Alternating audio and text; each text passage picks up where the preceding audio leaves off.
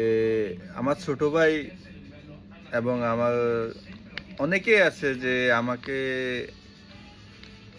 ধরছে যে আমি ইত্যাদিতে তাদের আনার জন্য এবং এই যে ইত্যাদি যে পুষি এবং যে এগ্রিকালচার বিষয়গুলা এগুলা জমা দেওয়ার জন্য। তো আমি ইচ্ছা করলে জমা দিতে পারতাম, তো কিভাবে দিতে হইতো জমা?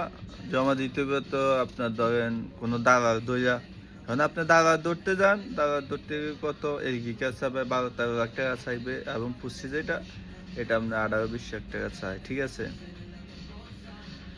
এখন বড় কথা হইছে আপনি যখন এই বিষয়গুলো দালাল দ্বারা জমা দিবেন, এখন আপনার যদি ওই দালালে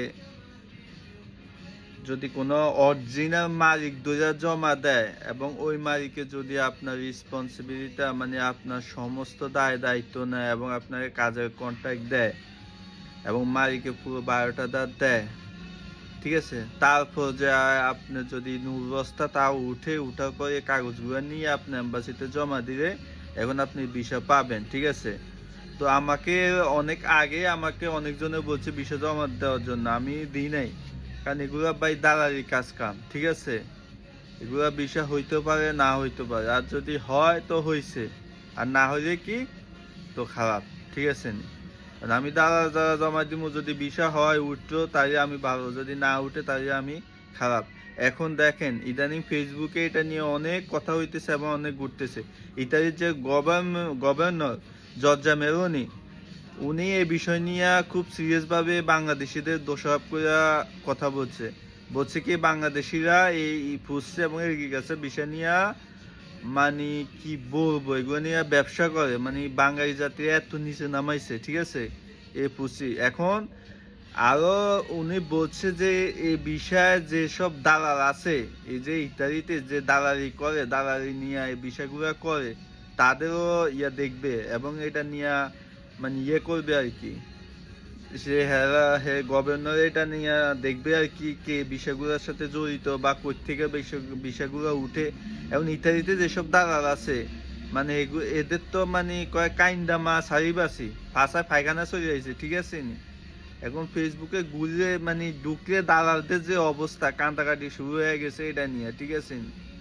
আরে ভাই তোরা দালালি করবি কর, খাবি খা, কিন্তু একটা বিষয় তোরা 20 লাখ নেস, 18 লাখ টাকা নেস ফুসছি, তারপরে যে এগ্রিকালচার বিষয় 10-12 লাখ টাকা নেস, জুলুম করে মানুষ। তো এই বাংলাদেশিরা যে এত জুলুম আর এত করে, এটা এখন এখন যায় দেখছেন। এখন এই জিনিসটা নিয়ে ইত্যাদি গভর্নর যে জর্জা মেলোনি প্রধানমন্ত্রী, উনি এটা ওইটা উনার কানে গেছে এবং এটা নিয়ে উনি পত্রিকা সাংবাদিক এমন টিভিতে এটা নিয়ে কথা বলছে, ঠিক আছে? তো যারা এসব কাজ কাম করেন ইত্যাদিতে একটু সাবধানে থাকবেন। আর এগুলা করাটা যে যদি হ্যাঁ কোনো মালিক যদি আপনার ভালো এবং অরিজিনাল মালিক হয়, সে সমস্ত দায় দায়িত্ব নিয়ে মালিকের সমস্ত বায়োডাটা, তারপর মালিকের কন্ট্যাক্ট আপনার যে কাজে নিবে সে কন্ট্যাক্ট পেপার, তারপর মালিকের অনেক ডকুমেন্ট আছে এগুলা দেয় দিলে তারপর আপনি বুঝবেন। এখন এখন এখন যদি এগুলা দেয় দিয়ে আপনি মনে করবেন আপনি ইত্যাদিতে ঢুকতে পারবেন। আর যদি না দেয় তাহলে মনে করবেন আপনি যদি হাতে নুরস্তাও পান, ওই যে ভিসাও যদি উঠে, তারপর যদি মালিকের কন্ট্যাক্ট পেপার মালিকের ডকুমেন্ট না দেখাইতে পারেন, আপনার ইত্যাদি এয়ারপোর্টে ঢুকতে দিবে না, ঠিক আছে?